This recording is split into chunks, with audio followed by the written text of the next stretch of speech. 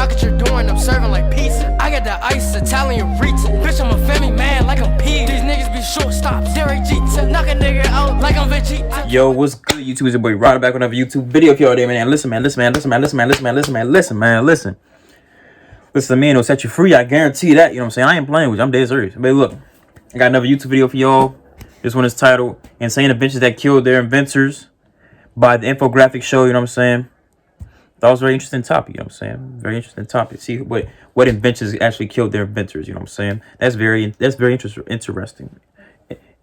Intercepting. You know what I'm saying? But look, before you have this video, like, comment, subscribe, hit that bell post notification for when I post. You know what I'm saying? Follow my IG, Snapchat, intro, and outro for my IG below description. It's also a long description video. Had to clear my throat. But go show the infographic, show some love. You know what I'm saying? Got 9.24 mil. They going to get 10 mil by next year. I call it right now. Hey man, show them some love. You know what I'm saying? Love. I need more. You know what I'm saying? I'm trying to get 10 mil. It's that 10 mil. Yes sir. Roll the clip. But yeah, man, with all that being said, let's hop this video, shall we? Put it in the basket. Take it out of the basket, put it back in the basket. Freak it, let's get it. That damn basket, man. Fuck that basket. This video is sponsored by Audible, the world's #1 provider of spoken word entertainment and audiobooks. Audible has every genre and type of audiobook you could want, from history to comedy to true crime to romance. I just finished listening to Skunk Works, a personal memoir of my years of Lockheed by Ben Rich. And if you like the topics we cover here on the infographic show, then you're gonna love this. And now, to make things even better, they've got podcasts too. Everything you need for your audio entertainment needs in one easy place. But the most exciting of all is their new service, Audible Plus. With Audible Plus, you get full access to the new Plus catalog, an incredible collection filled with thousands and thousands of select Audible originals, audiobooks, and podcasts, which include ad-free versions of some of the most popular shows in the world, along with exclusive series. Now is the absolute best time to try Audible Plus with this special holiday offer. Just $4.95 a month for the first 6 months, and only $7.95 a month after to download and stream thousands of audiobooks, originals, and podcasts. So what are you waiting for? Sign up now by visiting audible.com/infographics. I ain't got no time to waste no money on no damn books outside of school books, you know what I'm saying? One day in 1912, Franz Reichelt had a sudden flash of inspiration. Today would be the day he became the first man in history to glide from the Eiffel Tower to the ground wearing nothing but a flying suit. What could ever go wrong? He hadn't had the time to test his innovative suit. Are you kidding me? But he was a professional tailor. You should at least jump off the house first. In the conviction that he'd reached the ground successfully. Or out of the second floor. As his colleagues put a stool in place for him to mount at the top of the 1,000-foot tower, he took a gulp and slowly climbed to the top.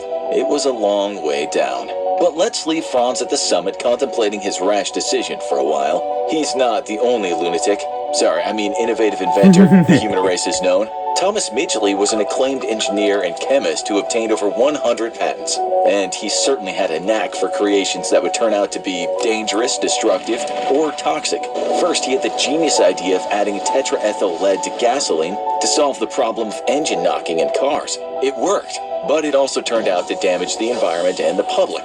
The man even gave himself lead poisoning in the process, but he wasn't deterred. His next move was the invention of chlorofluorocarbon, or CFC. You know, the stuff that aerosols release that damages the ozone layer. At the time, CFC was revered as a pioneering invention that would stop refrigerators leaking dangerous substances and gases. CFC was believed to be inflammable, stable, non-corrosive, and safe for humans to breathe. To prove its safety, Midgley himself inhaled a sizable amount of the gas. As we now know, he turned out to be misled. But amazingly, Thomas Midgley wasn't killed by CFC or lead, although his run-ins no doubt did him some damage.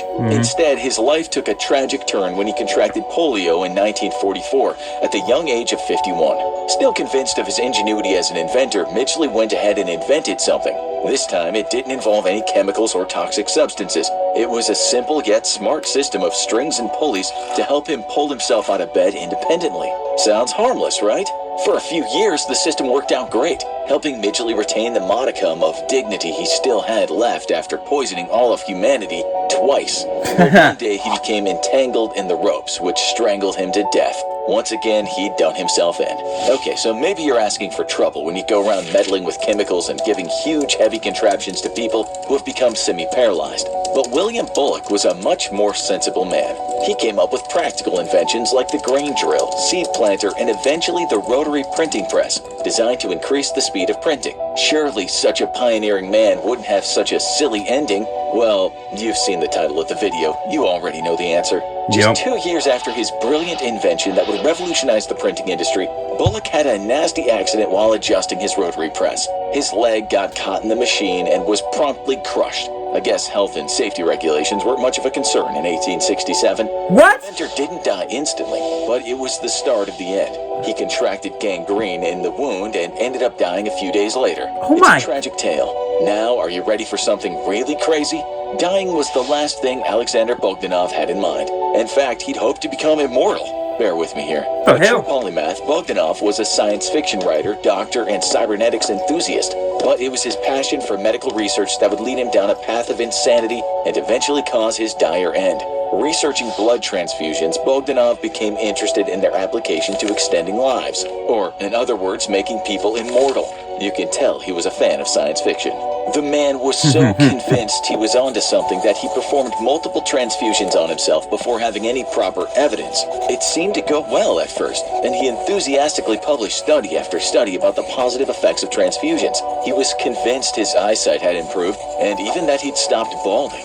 Unfortunately, Bogdanov didn't pay much attention to where the blood was coming from. One day, he underwent a transfusion from a student who turned out to have malaria, which would lead to his death in 1928. Oh, wow. Would it have really been that terrible to be bald and wear glasses? Exactly. You might say these inventors didn't know any better, but in the case of Horace Hundley, he almost certainly did. Hundley made submarines, which is pretty cool. And what isn't so cool is that he made lousy submarines. His first submarine sank, and not in the good submarine-y way, but in a sank to the bottom of the ocean to never be found again way. Then he built a second submarine, and that sank too. But Hundley wasn't one to lose confidence that easily. So he went on to build a third submarine. He even funded it with his own money, because presumably sponsorship money was drying up by that point, and he named it after himself. Bold. Sometimes faith is all you need, but not when it comes to science and engineering. The submarine sank in 1963 with Hundley and 7 other crew members inside who all died. He obviously hadn't got the memo that insanity is doing the same thing twice and expecting different results. Speaking of insanity, it's now time to look at possibly the craziest guy on the list. His idea was so mad that even Evel Knievel, one of the best-known stunt performers and daredevils ever, tried to warn him against it. Enter the Czechoslovakian stuntman Karel Suchek. He had the genius idea to cross the super dangerous Niagara Falls whirlpool using various vehicles. First, he tried a moped along the cables of a trolley, but failed when he hit a bolt and was derailed. Luckily, he was wearing a safety harness, which stopped him from falling into the whirlpool, and he lived to tell the tale.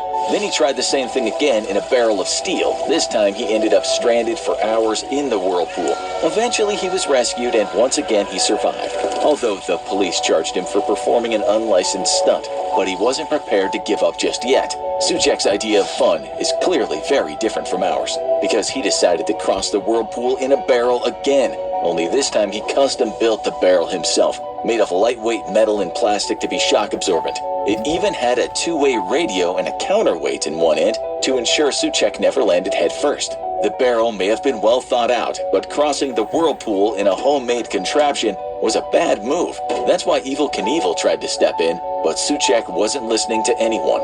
So he set off. But something was wrong. The barrel started spinning as it plunged down, so instead of landing in the tank that had been placed at the bottom to weather the landing, it hit the edge.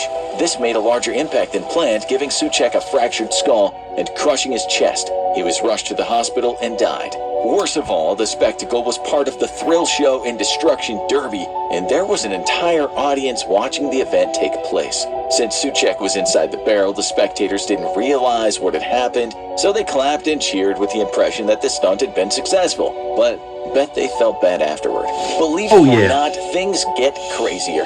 Michael Dacre had a dream. His dream was, wait for it, to build a flying car. We've all been there. He also tried to make his dream a reality. He became a pilot for the British Army and started his own flight crewing service. That's when he invented the jet pod, a tiny airplane designed to have a short takeoff and landing, allowing air passengers to travel straight from airports in the middle of nowhere to city centers. One day he was testing his prototype in Malaysia. 3 times in a row he tried and failed to set off, but he refused to take this as a warning sign. He kept trying. On the 4th attempt, Dacre successfully set off into the air, but instead of a gradual takeoff, the vehicle shot up vertically into the sky and plummeted straight down to the earth. Dacre was killed in the crash. Because it went so well for Dacre, an engineer called Henry Smolinski decided to give the whole flying car thing another go in 1973. One day, he thought he created the perfect flying machine, so he drove it off the Eiffel Tower as a test run a la France. Nah, I'm kidding, but Henry did build a prototype. He fused a Ford Pinto with the rear end of an airplane. Don't ask me why he chose a Ford Pinto as the vehicle of choice for this flagship project. The team also developed a set of adapters so the driver could control the ailerons of the plane with the steering wheel. One day, Smolinski went ahead with an impromptu test of his flying car. Unfortunately, the car had suffered faulty welding and loose parts, and the wing strut detached. The weight was also way too much for the engine. Along with his business partner, Smolinski died in a pillar of black smoke. You might have noticed a theme here.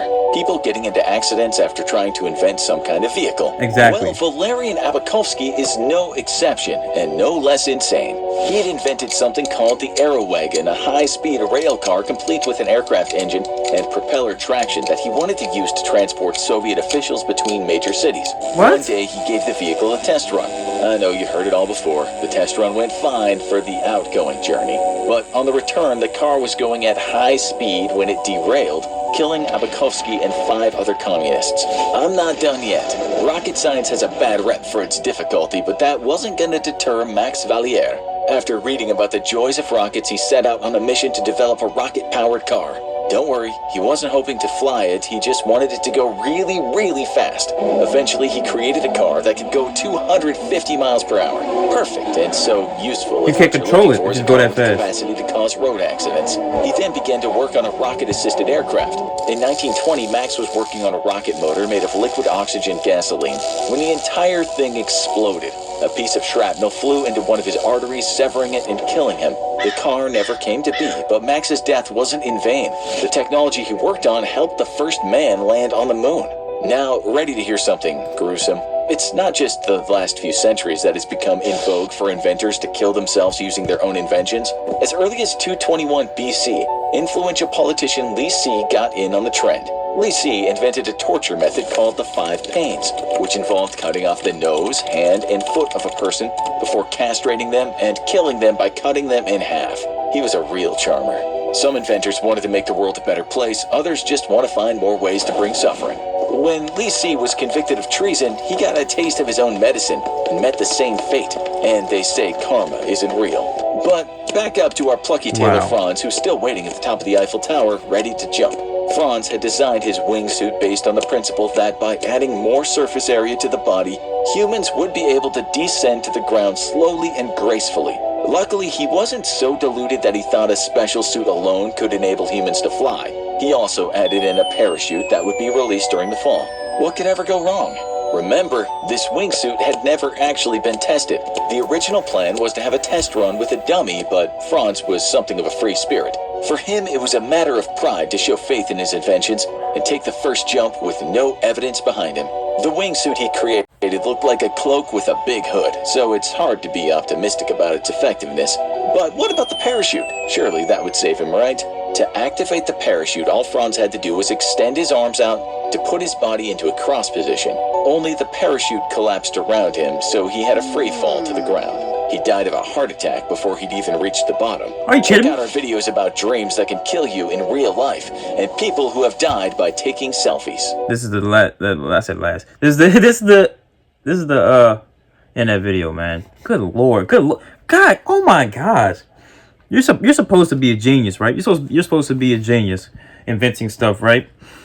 But you're not smart enough to know that when you do something the first time, it doesn't work. Do it a second time, it doesn't work. And maybe even a third time, it doesn't work. After the second time, you should be like, okay, this isn't gonna work. I'm not saying stop, but I'm saying maybe you should put some modifications and do a light test and see if it works instead of doing an all out let's do it full throttle, let's go, it's ready test. You know what I'm saying? Like no. Like this man that jumped off the Eiffel Tower. Eiffel Tower? For the first test, you should have at least jumped out a second story window or something. Like, yo, maybe even a third story window. Maybe even, bruh, maybe jump off a roof of a house, a 1 or 2 story house, and see if it works. You went to Eiffel Tower first? You're supposed to be a genius. You out here being stupid. But I mean, a lot of these people on the list, man, they just couldn't take a hint. You know what I'm saying? Just couldn't take a hint that it wasn't going to work. And then they went to extreme measures to get it done, and try to go full throttle with it without doing a previous test. Like, yeah, come on now. Oh my gosh, man. Some people just don't have common sense. You know what I'm saying? Some people just don't have common sense. But hey, look, man. Like, comment, subscribe. Ding! Hit that bell notification. Get notified when You big dummy. like, comment, subscribe. Ding! Hit that bell for post notifications to notify when I post them. You know what I'm saying? Follow my IG, Snapchat, intro and outro. Follow my IG down below in the description. It's also a long original video. So go show it, the infographic, show some love. But hey, look, man. I need more. And yeah, man, I'm gone. Pew.